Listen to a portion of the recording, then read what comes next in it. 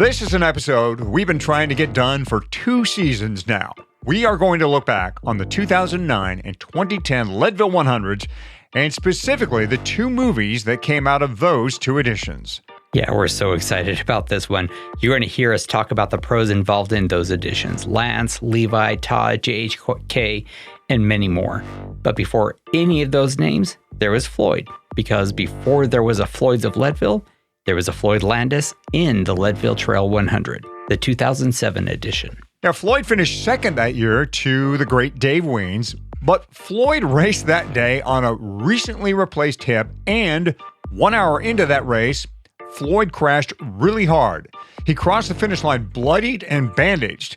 He was thrashed and vowed to never do the race again. Fatty, I think what Floyd needed to ease his mind was some CBD. We all need that these days. I will say that in spite of that, he was out there at the finish line. I got a picture of me with him after his finish. But, you know, maybe he had some secret access to some tincture or maybe a CBD-infused recovery shake. Maybe he was beta testing both of those right then. Maybe that's what brought him around. But kidding aside, like many of us, Floyd was sucked in by the allure of Leadville. And when he decided to set up shop, it was Leadville or bust. So when we do get to race again in Leadville, make sure to go by Floyd's of Leadville and say hi to the 2007 second place finisher. Until then, you can get all your CBD products online at floydsofleadville.com and use the code FATTY at checkout for a 15% discount on the rest of your purchases. And as always, thanks Floyd's of Leadville for sponsoring this show. 3, 2, 1.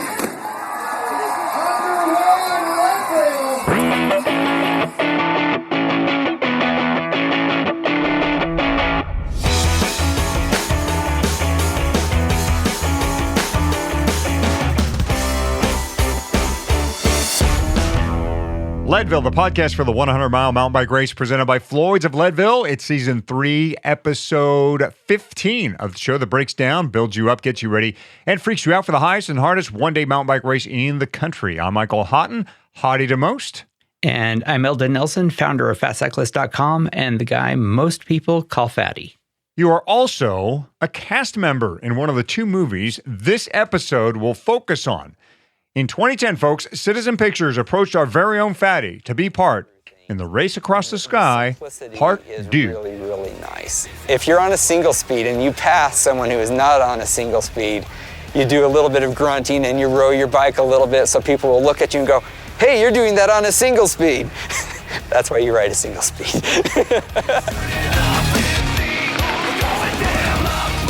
Well, I'm, of course, flattered, and it was really more of a cameo. The episode definitely was not me. It was not about me. On this show, we have the CEO of Citizen Pictures, Frank Matson. He's going to cover both films, the highlights, the hurdles, and the possibility of future off-road endurance films. One thing I noticed while editing the interview, Fatty, is we do talk a fair amount about the leaders of these races, most notably Lance Armstrong. Now, we know that Lance is taboo for some.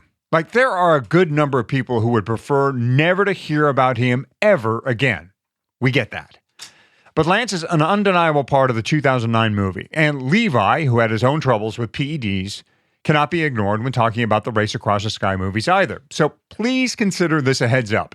You're gonna hear Lance's name a bunch of times. But our intention is not to glorify him or any pro.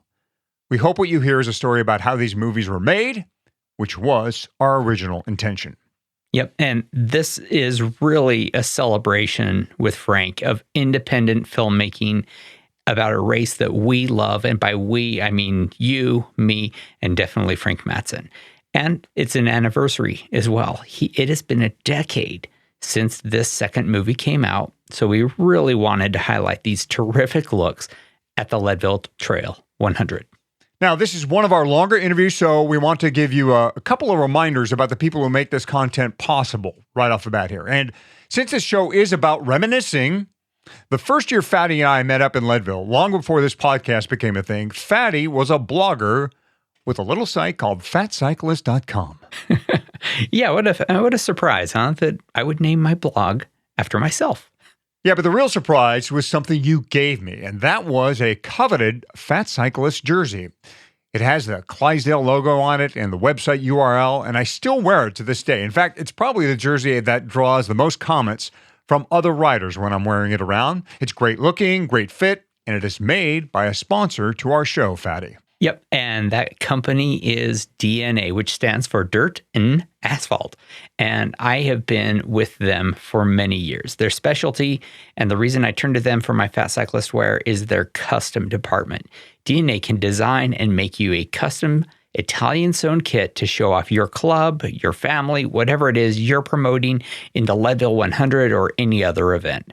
We're big fans of DNA Cycling, and we're super happy to have them as a partner of the show in Season 3. And DNA is offering a 10% discount to our listeners on their own custom kit creations. Just go to dnacycling.com and in the custom apparel inquiry page, choose the other section in the Where Did You Hear About Us drop down, then type Leadville Podcast. And we'd also like to thank Jake Pantone of Envy for being a big part of episode 13, our Wheels episode.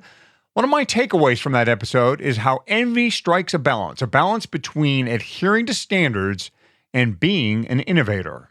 Yeah, it's really amazing the way Envy is constantly looking to improve, which is why they have had hookless beads on mountain bike rims, and now we're seeing them on some road wheels. But the organizations that write the standards have struggled to keep up. And so that's why you always see Envy doing its own testing on tire rim compatibility. Instead of waiting for ETRTO to tell them their wheels meet spec, Envy spends time checking tires against their wheel designs. Then they post the results of that testing on their website. Now, this is mostly a road thing and a road wheel thing too, due to the higher pressures involved, but it's just good to know that Envy is focused on the whole experience, that having a wheel and tire that mate well is just as important as going fast. More important, in fact. So check out all of Envy's offerings and their in-house tire test results at envy.com. That's ENVE.com. Okay, here we go. The interview we've been chasing for 2 years. We have loved the Race Across the Sky movies since they debuted. I watched them multiple times in the run-up to my first Leadville starts, so we're glad we finally hooked up with Frank Matson. Not only is he the CEO of Citizen Pictures, but he is a cyclist, a Leadville veteran, and a passionate filmmaker who in 2009 put on all of those hats to create a one-of-a-kind viewing experience. Leadville's 10,200 feet of 5,000 tough people. First, Frank, give us a little quick history on Citizen Pictures. What's the company? Where is it? What is it about? What is its core business? Will do. Thanks for having me, both of you guys. I really appreciate being here and reminiscing about the Leadville 100. So Citizen started in the 80s, at 1984, and we were basically two-guy video in a van, and we started by doing a lot of commercials and corporate work, and then we got into producing content for various networks. And then on the side, I would gravitate towards the things that I love. And one of those things is cycling. So in the 90s, I did 3 seasons of the show Fat Tracks on the Outdoor Life Network. And that I've been into cycling my whole life. And living in Boulder, Colorado, I was really influenced by the Red Singer and Coors Classics, and good friends with Davis Finney and Connie Carpenter. And so was always into the road and certainly the Tour and Greg LeMond, the great days of the Tour de France. And then really got exposed to mountain biking in the 90s through this Fat Track show. And it was, I basically went out with a beta camera in those days and went out and shot it and produced it myself. I think that we did like 80 half hours or something like that, but it exposed me to all of the different great teams, and did a lot with the Cannondale team that was so stacked in those days. And Missy Giovi and Tinker Juarez and all of those guys. Hans Ray, did a lot of things with Hans Ray. So that really honed my love for mountain biking. And then the company grew into a lot of food and lifestyle stuff. So we produce diners, drive-ins, and dives on Food Network, and a lot of food and lifestyle programming like that. But I'm still into cycling. Last year, we produced for the first year the Colorado Classic, a women's only professional bike race, and are doing it again this year at the end of August, God willing, if the race happens. So it's been a nice blend for me of doing things that I love to do, combined with a company that's grown to about 50 employees, and we have a 15,000 square foot space in Denver, and studio and edit suites. And so it's fun to have seen the company grow like that, but still be able to follow my own passion projects like the Leadville 100. Yeah, you really come to this from an honest place. I love that. And all of the nostalgia warm fuzzies with this, the OLN and Mississippi, and oh man, all of these. I'm like, oh yeah, I'm just feeling like this. I'm feeling this purple anodization vibe right now. It's awesome.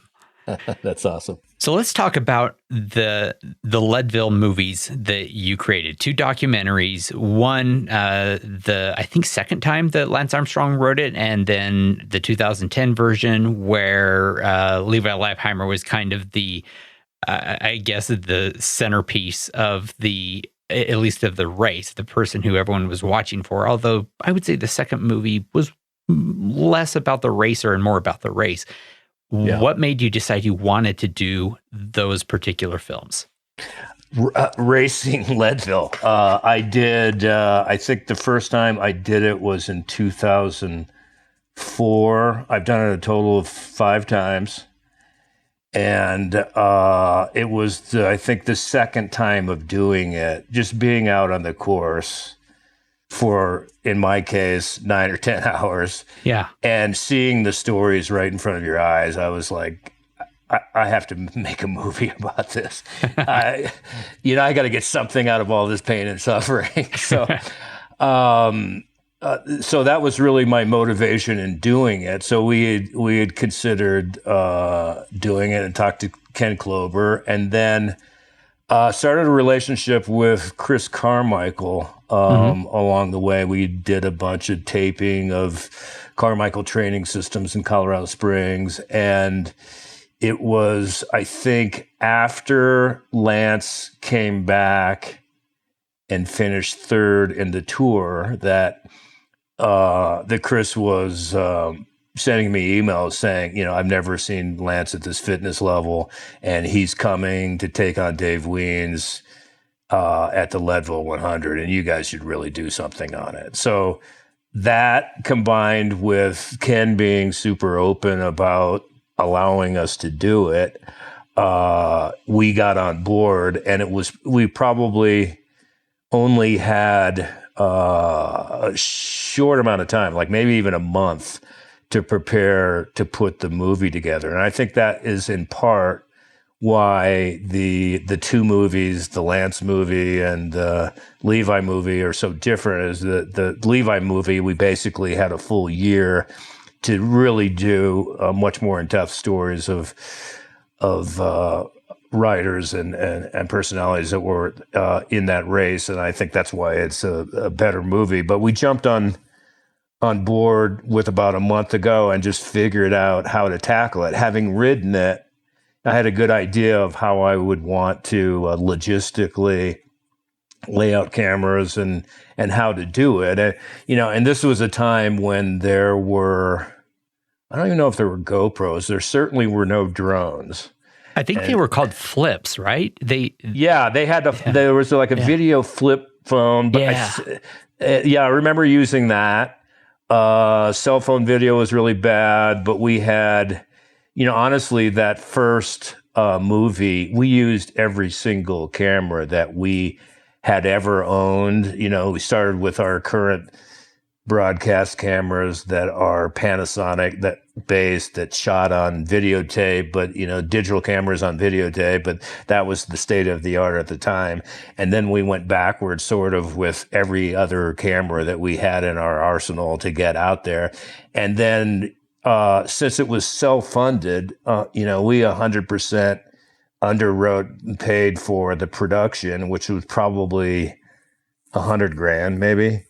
And a big piece of that was a helicopter. So we hired a helicopter, got a Cineflex steady mount, and then we had to be very strategic with when we flew just to save money. So we sort of flew at the beginning of the race up to the point of maybe the descent down Power Line or the climb up St. Kevin's, and then we landed. And then when we knew that the racers were heading up Columbine, we flew again and caught up with everybody and got the summit shots of Lance at the top. And so we were very careful just from a dollars and cents standpoint of like how much we flew and what we did of that. But having a real helicopter and then of, like a 30 by lens with a steady mount allowed us to get shots that are very difficult to get any other way. Like drones are amazing,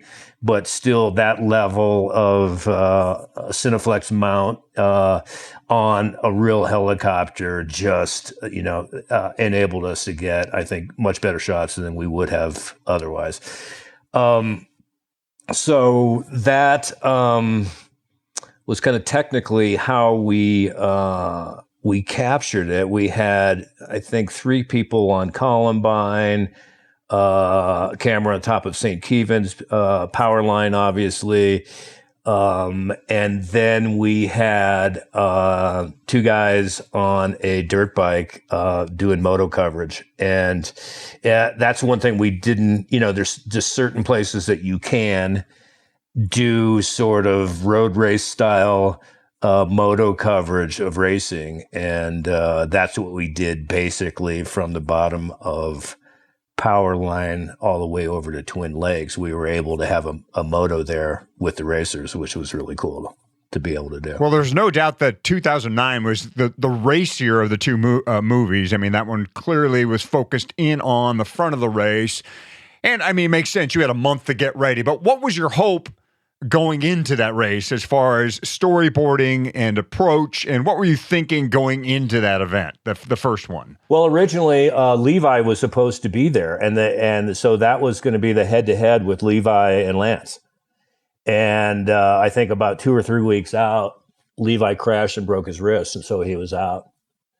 And, that's right. Yeah. And so then it became Lance taking on Dave Wiens, who up to that point had won it 6 years in a row. I think he was going for his 7th. And Dave Wiens, incredible human being, unbelievable diesel engine, just, phenomenal mountain man, mountain biker living in Gunnison with his wife, Susan DiMattei. So it was Dave, local hometown favorite versus Lance right off the tour. And so that was the storyline going into it, that we thought was going to be, faster than it had ever been. And we thought that there would be some team dynamics with Matt. I'm spacing his last name now. Matt Shriver. Yeah, Matt Shriver. Yeah. Mm-hmm. And so we thought that for the first time there was going to be some amount of drafting, of pulling for a leader, for road strategy in a mountain bike race like that. And we thought that Lance could break the overall record of the course. Well, and you were right on all accounts there. Certainly there were team tactics. That was new to the Leadville 100, fairly new to Leadville 100. And of course, we had a record too in the end, despite some high drama coming down the stretch there. But you still managed to get in some great side stories, I thought, too. Ricky McDonald, you found him. You got him on tape. Obviously, Roxanne Hall had a hell of a story to tell about her being run over on a Colorado road and bouncing back. And she's still telling that story, obviously. I personally have used your films to do my own race recon, and I personally loved what you did with the 3D mapping, how you laid those out. Those visuals really help, I think, anybody who's never been there kind of recon the course without going to Leadville itself. But the one twist that you had was Mother Nature, for 2009 at least. I mean, the weather, you got up that morning, second Saturday in August, and it had been raining, and the weather picture did not look good. So, what did that mean for your crew, and how did that turn out for you? What it meant for me was a complete total freak out. I mean, it was waking up at 4 a.m, I think that morning, just pissing rain. And we and the whole crew were staying at Copper, so we had to make the 20-minute drive to Leadville. And I remember just waking up going, I don't even know if we're going to be able to fly. Heavy fog, rain, and that was a key part of our coverage. So I was really nervous about that for sure. And then it just started to clear enough that when we first flew, here's a rainbow right when they're starting out. The whole course is wet down. The sky was ominous and way more interesting. Like the polar opposite of the following year, where it was a bluebird 90-degree day. And in the end, I think it's way more interesting visually. But, from a producer standpoint, definitely was freaking out, thinking like, okay, now what do I do? Panic. Yeah, because a lot of these things we just really didn't have backups for. You don't, and then with at least it's an out and back course, so you can kind of plant crews and know that they're going to get action going both ways. And that's one of my favorite moments of the Lance movie is when he is summited and then he's turned around and he's heading back home and he's going against the grain of all the riders that are coming out that are giving him words of encouragement. And you see the average Joe's next to Lance, who's, coming back to Twin Lakes for the second time. And that's a special moment that you don't get in a lot of races. Well, it's pretty clear, Frank, that you folks saw Columbine as the pinnacle moment in not only the race, but the film itself. I mean, everything is there. You've got your visuals there. Thank God you're able to get your helicopter up there. The music just swells at that moment.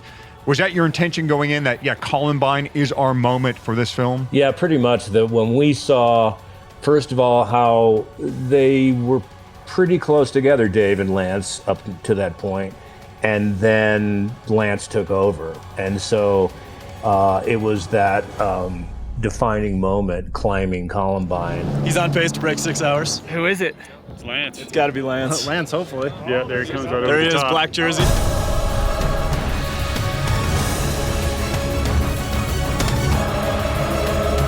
I think it's Lance. I see white forks and a black jersey. To race across the sky is to see a man as close to flying as is humanly possible.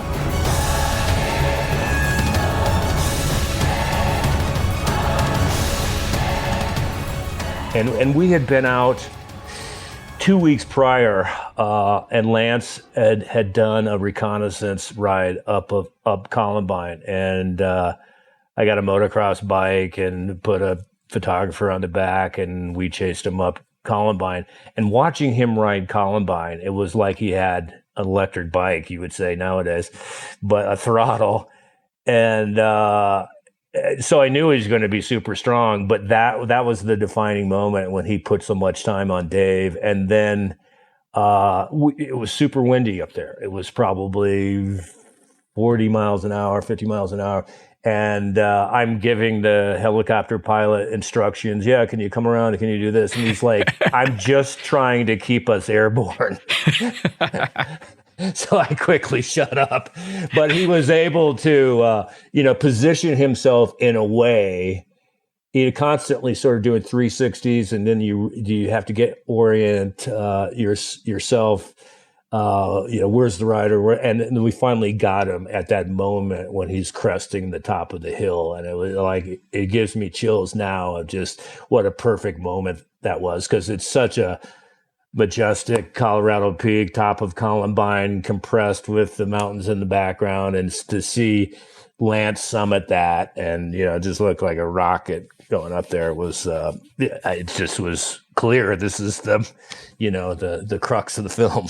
Oh yeah, and I mean, most racers see that as the crux of their race as well. I mean, there's truly not much more dramatic of a place you could film or ride to. It is, everyone gets a little bit emotional, or at least they would if they weren't feeling hypoxic. Yes, exactly. So I kind of want to flash forward a little bit to Twin Lakes, because Lance was not the only person that you featured in the film. And I think it's great that you didn't, because this is a race more of the people, as you know yourself, having done it.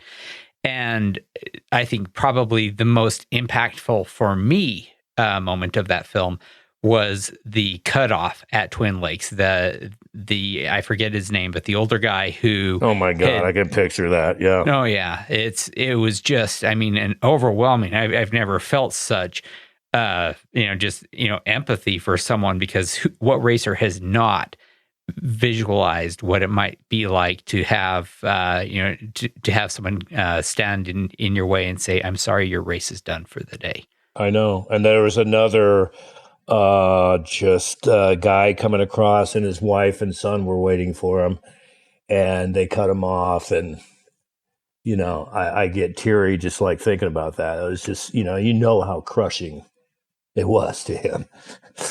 Oh yeah, an intense moment, and I'm so glad that you caught that. Right, that is, I mean, it's intense, and I mean, it is kind of what the race is like for normal people, as opposed to, the superheroes off the front. Yeah, no doubt about it. Well, clearly as a producer, you'd done your homework. You knew that Columbine was going to be the moment, but you're also able to react to great moments like the ones we saw at the Twin Lakes cutoff. I mean, you don't know those moments are coming. You just got to be there and see, okay, let's watch the people. Let's see what happens. And speaking of reacting, well, Lance is, meantime, up the road, a long ways up the road, and you're probably figuring at this point, he's got it won. No big deal. We'll just follow him in, and boom, you have to react again because Lance gets a flat, and you guys are right there on top of it. How did that moment play out for your folks? I mean, it was dumb luck, really. No, we had the moto going back the other way was able to actually go up power line and follow him all the way up that climb. And so the motorcycle was with him during that whole time. And finally, when he descends to the point, I'm trying to remember exactly where that was. I know it's a railroad track, and you've got, it's 5-7 miles left into the town of Leadville, and that's where he flats. And the comical thing was like he's looking around as though there's a team car that's going to come in and give him a new wheel or something. And as we all know, there's no such thing. So he Scott Ogle is the cameraman who's with him there, and sort of like, you got a flat, and you can tell that he fools around with a quick fill and doesn't really know how to use it or what he's doing exactly. And he fills it partially and then throws it on the side of the trail and then runs back after it and picks it up again. And then hits the tire again. I don't think he really got any air in there at all. So now he probably has 10 pounds of pressure. And it's still a good ways, 7 miles or so, or something like that. And he knows that Dave's behind him at some distance, but he's not getting any time reports, or he doesn't have any radio communications like the tour. And so really he was super anxious that Dave is going to come around the corner at any second. So We probably built up that drama in the film, but it was truly like not knowing if Dave was going to make up the gap that Lance, had created, and not getting any information. So he was nervous, and he wrote it from there all the way in on a flat tire. So I still have the poster in my house of him crossing the finish line with the flat tire on his Trek, and it's pretty epic. Yeah, great moment of drama. I'm so glad that you were able to catch that. Really, one of the most human moments for Lance, at least during that race. It's anyone who is a cyclist and a racer who's had a flat in the middle of a race knows the feeling of fumbling and futzing around and trying to get the CO2 cartridge to punk. It's just you can go a little bit crazy whether it works or not. There is a moment of terror with that. So the second time that I rode Leadville, I got to the top of St. Kevin, and I'm really feeling good, and I'm somewhere in the middle of the pack, and I'd passed a bunch of people, and felt good, and I broke my chain. And trying to do a trailside chain repair when you see everybody going by you that you've passed, and I got it fixed, but it was like I still was feeling it the whole way up Columbine, the all way back, and then I finally got to that final in the neighborhood. You go through the little dirt trail that enters the final road for the finish of the race, and it broke again. Oh. And so I had to do a second trailside repair of that. And yeah, anything like that, or just a flat is, you're trying to be calm, but you're not. One thing I wanted to say on the cover, we tried to split between obviously Lance and the race leaders, knowing that was a part of the story, but really did want to tell stories of the Roxanne Halls. And so we tried to identify those stories as much as we could in the 3 weeks leading up to it, and had shot some interviews with those folks. And then we put a little star on bib numbers on front of bikes so that our team out there knew when somebody was coming along that they were a person of interest, even if they didn't know exactly why or who they were. And so that helped us get a lot more footage of the individuals that we wanted to feature and build out the stories later on. Yeah. Wow, Hottie, 3 weeks, 3 weeks to get ready to shoot a movie that has a moving set, no less, 50 miles each way. And then there was the weather. It's amazing they pulled this off, but it kind of goes hand in hand with the idea that when you're racing 10,000 feet, it is not going to be easy. Yeah, the 2010 movie breakdown is up next. And, both in 2009 and 2010, it was pretty rare to see a rider clean the Powerline climb. It was pretty much a pro-only thing to do. And while more riders are accomplishing it now, it is still a walking affair for most of us, which gets me to Shimano. Last year I got my hands on 2 things from Shimano that has made getting off and getting on foot much easier. They are the Shimano XE5 shoes and the XTR trail pedals. The shoes are far from the stiffest in Shimano's shoe lineup. In fact, the sole's not even carbon. Seems counterintuitive to make an XE shoe that is not super stiff, but the upside is that when you have to get off and walk, the shoe flexes a little, mostly in the toe box area. And this is great, especially for a hike-a-bike section like the Powerline climb. The XTR trail pedals are the counterpoint to that shoe flex. The trail model has some platform built in, so when I remount and pedal, I have a nice level support to push on. And in fact, any flex that would normally be detected on a pedal with less support is eliminated by that XTR trail pedal. This is a great combo to consider. And in fact, the head of mountain bike product at Shimano, who can ride anything he wants in their lineup, told me last year at Sea Otter that this is his setup. The XE5 shoe and the XTR trail pedal is the combo he rides when clipping in. Check out all of Shimano's shoes and pedals by going to bike.shimano.com. And Hottie, our friends at The Feed recently outlined a great way to figure out what to put in your bottles and how they recommend looking at the length of the workout or the ride to make that decision. Basically, they have 3 categories.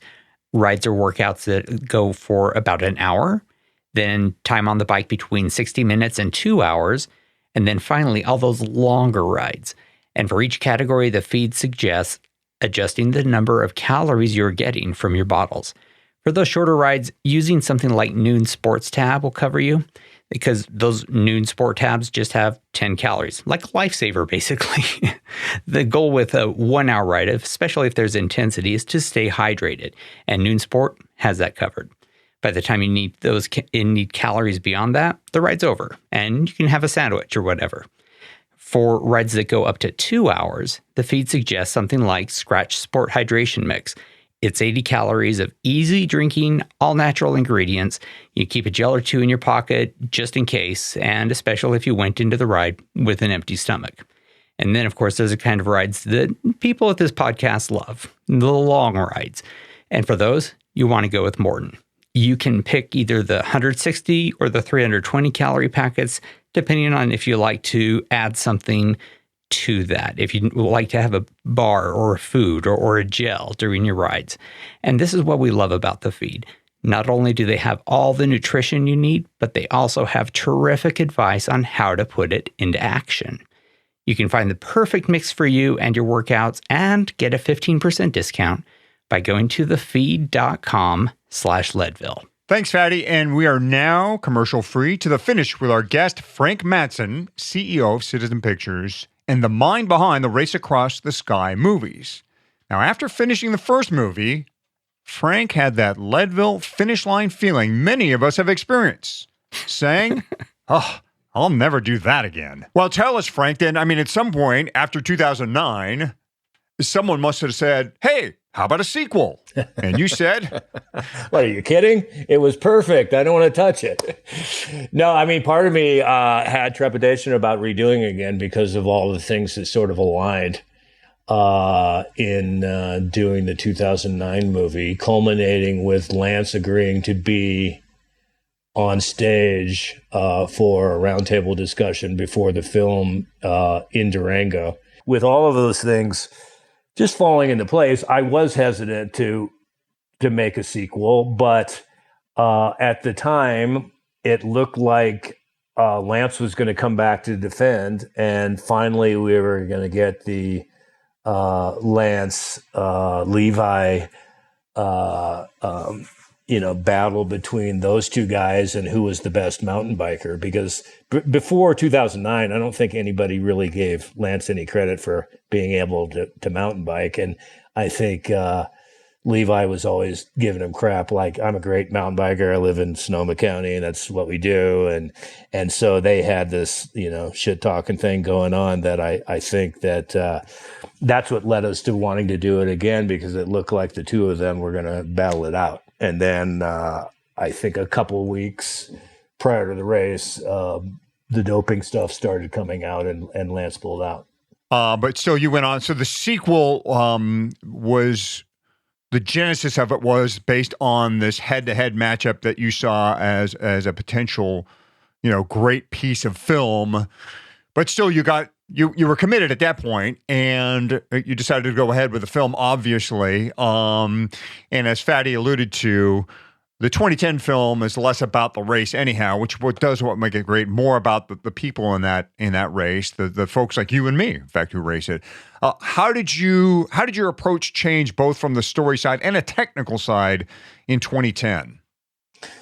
From a story side, we had the time. So we had the time to know who was coming, and we had the summer to create a lot of stories around the people that were in it. So that really gave us some time to do a better job of telling the stories. And we knew that again would be probably 80% of the movie, is to tell a story of just average people that have that race on their bucket list, and what it means to everybody that lines up, at the start. So, from a story standpoint, that's how we looked at it. We knew we could do a better job just over time, having the time. And then logistically, from a production standpoint, it was a nice day. But there wasn't a whole lot of things that we did differently with the production of the second movie than we did of the first. It was just a different race and a different day. Something that you said, it gets to a question I've had before. I think that this pair of movies really impacted the kind of people that come to the race. I think that you have materially affected, the number of people who've put this on their bucket list. Have you noticed that as well? Yeah, I think that that's a fact. I think that after the 2009 movie is when Lifetime came in and bought the race, if I recall the timing of that. And a lot of people would give me crap about, no, you've ruined it. I can't get into this race anymore, because it is on everybody's bucket list. And I do think it became that thing. And I think now that thing is probably, the Dirty Kansas or some of these epic races that a lot of cyclists want to see if they can handle. So, there's no doubt that it was on a lot of people's bucket list before, but that number jumped up significantly after the movie. All right, Frank. Well, you still had a great cast of characters in the 2010 film. The stars at the front of the race. You had Levi, Dave, Rebecca Rush was in there, Ned Overend, Jeremy Horgan Kobelski. I loved his story. I loved his involvement in the film. And then all the great people stories. Eric and Dawn in the tandem. Roxanne Hall reprises her role. Grace Ragland, she had MS. John Dunbar, the ALS guy who was rooting her on. Bruce Lind and Dave Weber, who were there for Mike MacArthur, who had brain cancer. Just some terrific stories that were a lot of fun to follow. A lot about what the race is really about. I mean, in the end, I think you got to the heart of the Leadville story there. But again, you were there for the big moments. You had Lance's Flat coming home in 2009. You had an early moment in the 2010 race. And that was Levi running into Todd Wells, or Todd Wells actually running in the back of Levi, as Levi was almost making a wrong turn. And Ned Overend was there to the rescue to give a wheel to Todd and keep Todd in the race. Great reaction. You had a helicopter shot of that. It was well done there too. But I want to get to, this is very subtle, but one of my favorite portions of the 2010 race. And this is maybe seem trivial and something you maybe didn't even give a lot of thought, or maybe you did. And that is the music. I mean, I think the music in the 2010 film is a big improvement in my mind. And my favorite moment in the 2010 film is as Jeremy Horgan Kobelski comes off the power line descent and onto the road section, and you cue up the music of hip-hopper Alfie Easkin Dixon. I mean, nobody's probably heard of this guy. And his song, We On Fire. We invite you to the slaughterhouse.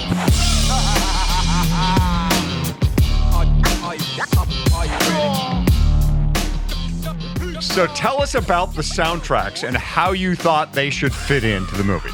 Well, I could say that from 2009 to 2010, again in 2009, with the time that we had and the fact that we were self-funding it, it was the best library music that we could find that seemed to fit and, seemed to do what we wanted it to do. So we put a lot of thought into it, but we had a limited budget. And that's the thing with music, especially in a long film, is that, get real music, good music, costs money to use and produce. So we had a guy on staff for the second movie that had a lot of connections in the music business, and actually we went out and tried to find much better music, not library music, with lesser known artists. And I think that made a huge difference. Music is always super important to me.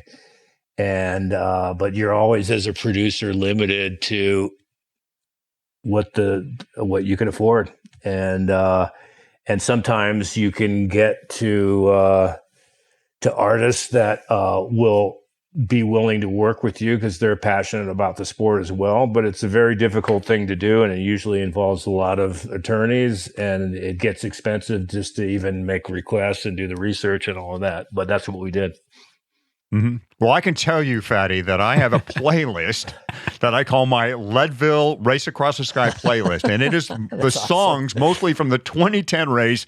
And I love me some Alfie Easton-Dixon, man. That "We on Fire" song gets me pumped every time. I'm gonna go listen to it as soon as I get off again because I haven't listened to it for a while. It's a great moment. The edit, the mix right there is just perfect for me. For a guy who comes from the audio world, it just fit perfect for me. Wow, right there. That's huge. I really appreciate that.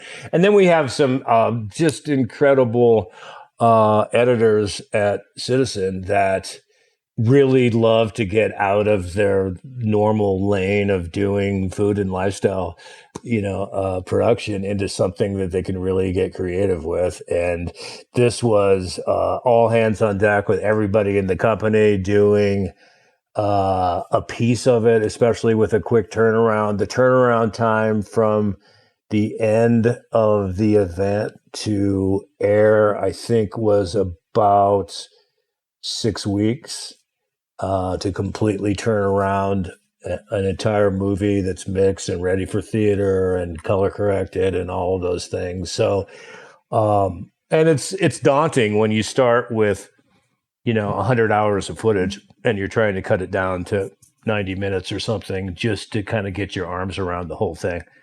And so that's part of the process in turning something around so quickly. We don't have 6 months to work on it, a year to work on it, release it next year. It's something that wanted to air adjacent to the current cycling season. And so we didn't want to go later than October. And so we had to turn it around really fast. And you've got a limited time to put it together, a limited time that really a feature like this can be. It can't be, a 3.5 hour film. It's right. So some stuff has to remain on the cutting room floor. And I'm guessing there are some amazing stories that you wish you could have included. I wonder, if you can reach back into your memory, are there pieces of experiences that you captured that you wish, looking back, you could have had in the film? Yeah, the simple answer is that you'd like to let everything breathe, and you'd like to not have to quick cut something like people getting pulled out at Twin Lakes. You'd like to tell 4 or 5 more stories like that. And with the individuals featured, if their little segment was 2 or 3 minutes, you'd like it to be 5 or 6 minutes.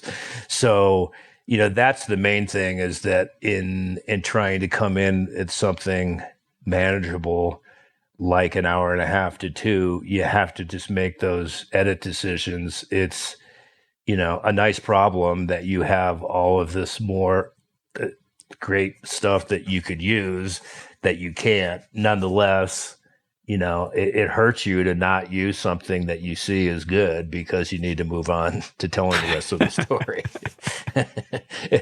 That's the thing, you really have personal ownership of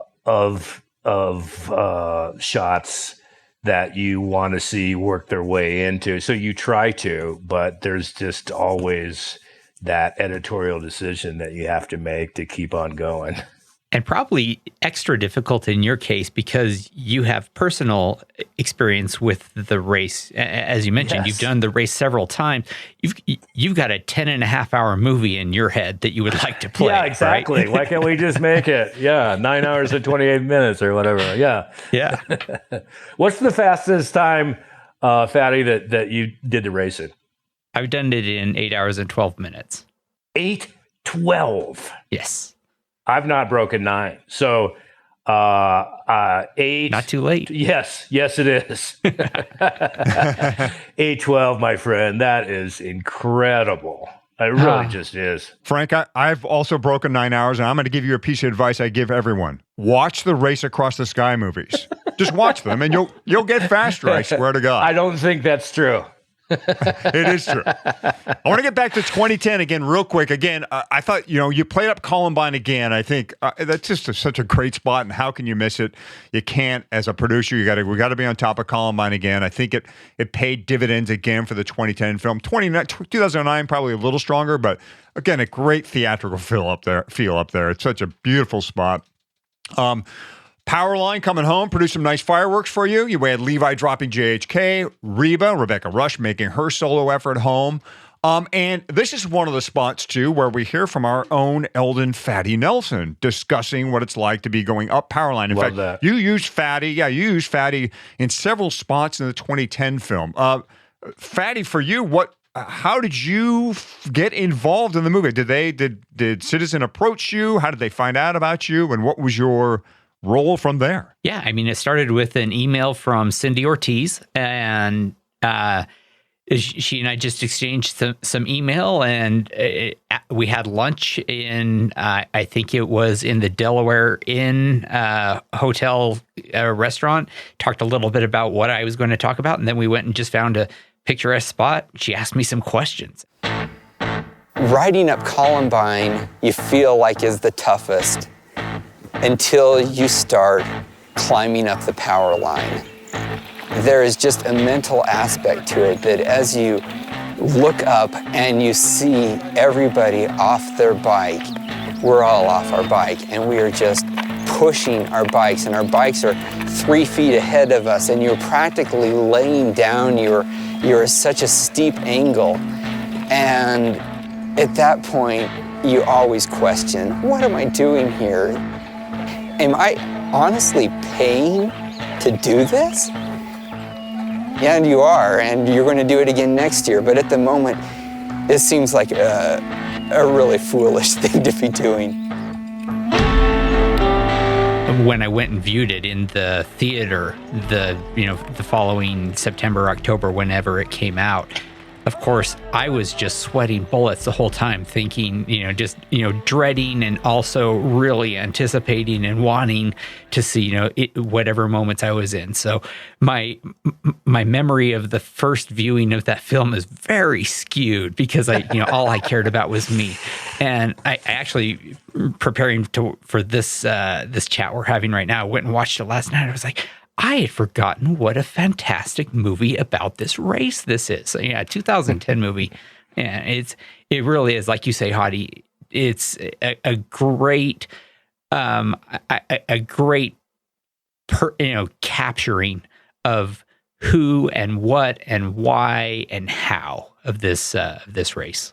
As a producer, Frank, the point here with having somebody like Fatty as a spokesperson in the race, or talking in the race, or a Travis Brown, or some of these types, is they can really help explain to the audience what is happening, what they're seeing, what's going on, or what they should expect to see, right? It adds like a certain credibility to what you're doing. Right. No question about it. But the decision to make a second movie, I'm so thrilled that we did, because I feel, for all the reasons we've been talking about, it's a better movie. But I was really, at the time, wondering if that was a good decision to do, because you have to honor those places that are going to be the crux of the race again, and those points, the summit of Columbine and the Twin Lakes cutoff and all of those things.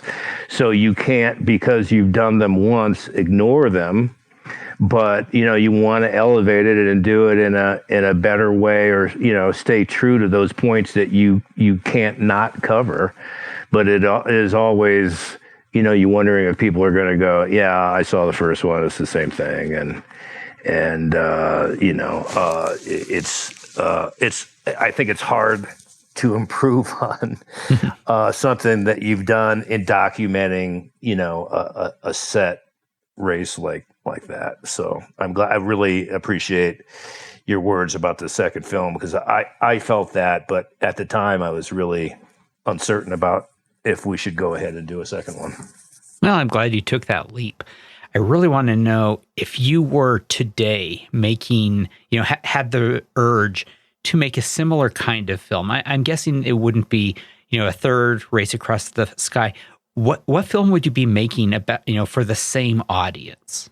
I really want to do something on the Epic Gravel Race Series. We had talked about doing something with the Dirty Kanza, and I think that it's just Leadville, as we know, is such an epic event as a mountain biker that's, you aspire to do at some point. And I'm not even a gravel rider, but I appreciate how it's gotten so many people to embrace cycling and get away from cars, and maybe people that don't like the technical aspects of mountain biking. And those 200-mile races, it's just, I've always thought that whatever you do in sport, it's all relative, because somebody comes along to do some other insane thing. And like Rebecca Rush's, I did a bike adventure in the cold in Alaska that she did several months back. So something that is by its nature epic like that. Frank, was there ever a discussion of doing another Race Across the Sky, a third version, or maybe a Lead Man, Lead Woman film? Yeah, there was some discussion this year, actually, of doing something around Leadville, and it just because of everything that's happened over the last few months, it never really materialized. But we did start to talk about it, and it comes back to me again, like, really, you want to do this a third time? Yes, we do. We want you to. I was going to say, yeah, I'm raising my hand here as well. I would love to have you follow, a few Lead Man, Lead Woman racers just through the entire season. Their efforts are. That's the other thing that came up this year, was the possibility of just shooting the Leadville 100 run.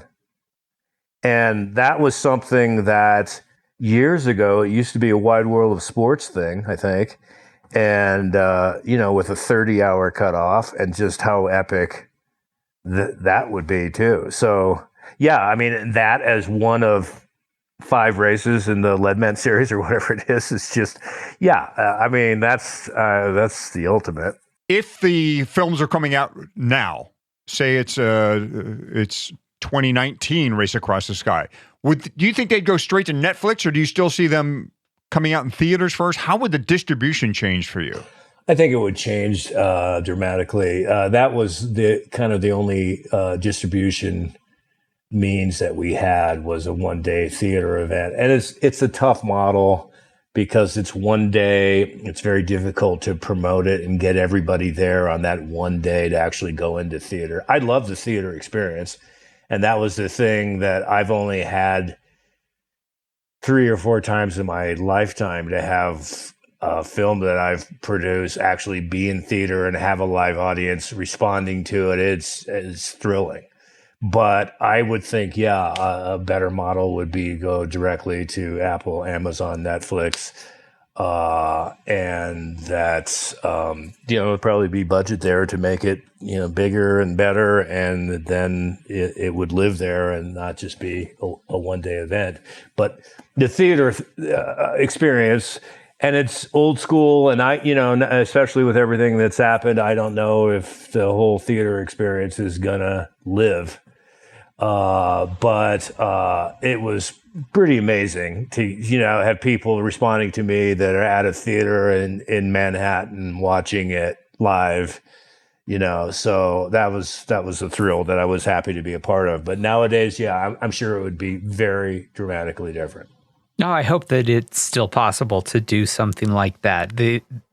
My brightest recollection of both of those films, actually, is the hugeness of the feel of the films. And that is something that you can't get in your living room, right?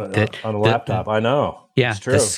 The scope, the feel of the size of the race, those amazing shots that Hottie was talking about with the helicopter on Columbine.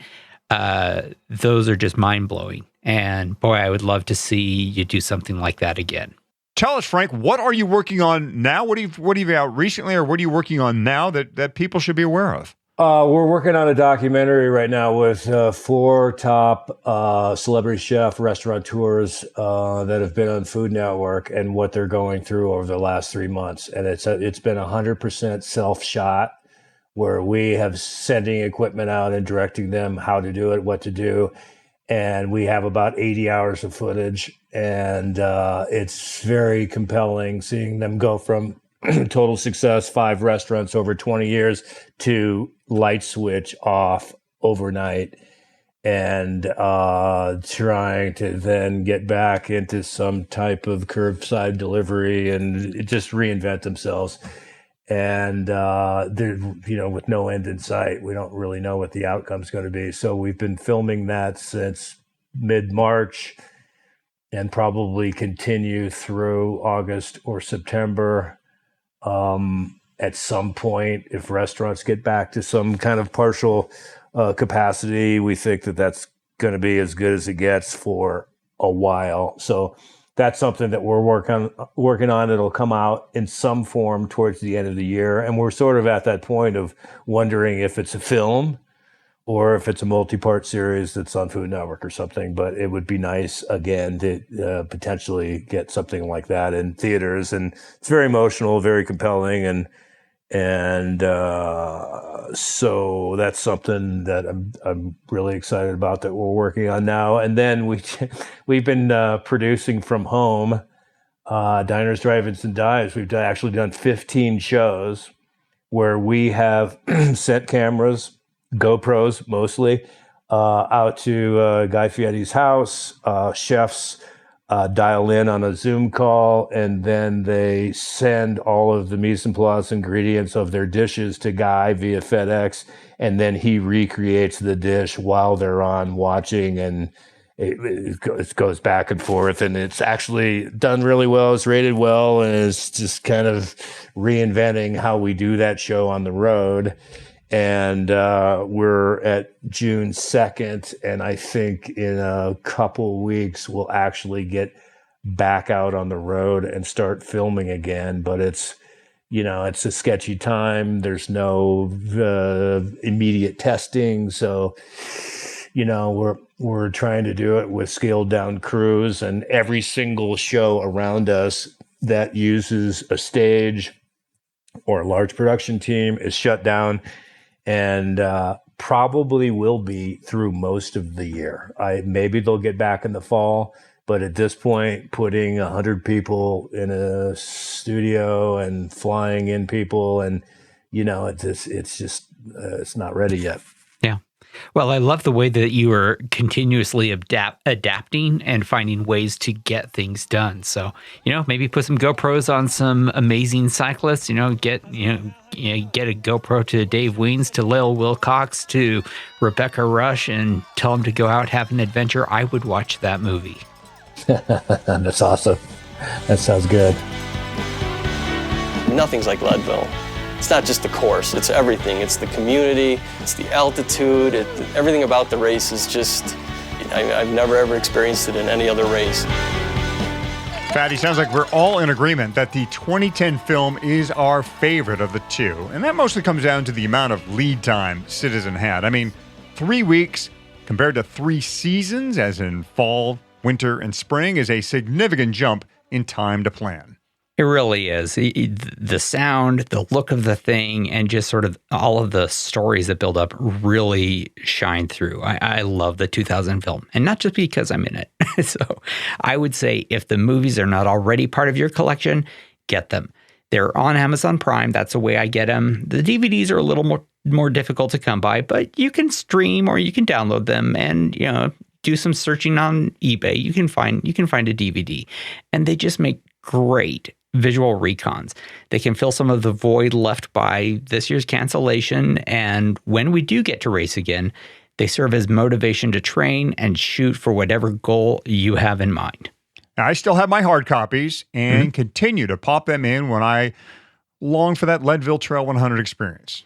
Thanks again to Frank Matson for joining us on this episode. We hope to see him in Leadville one day, whether that be with a camera in hand or standing with us at the start line. Let's go ahead and wrap up Season 3, Episode 15 of the Leadville Podcast, presented by Floyd's of Leadville. If you like our show, give us a 5-star rating and review us over at Apple Podcasts. Also, share this show with your cycling friends and support our sponsors. Please let them know you appreciate them making this show possible. Now, we've got one more Owning It episode coming up where pros and you and Fatty and I tell stories of big mistakes we've made and what we've learned from them. And meanwhile, if you have ideas or questions for Hottie and me, just head on over to the Leadville100podcast.com comment section and get in touch. That's also where you can find a link to our Slack workspace, and you can jump into our variety of Leadville-related conversations. Good luck in your training. Thanks for listening, and we'll see you at the 2021 starting line. And I was just curious, can a guy who has never been particularly athletic train hard enough to finish a big 100-mile mountain bike race? Turns out the answer is yes.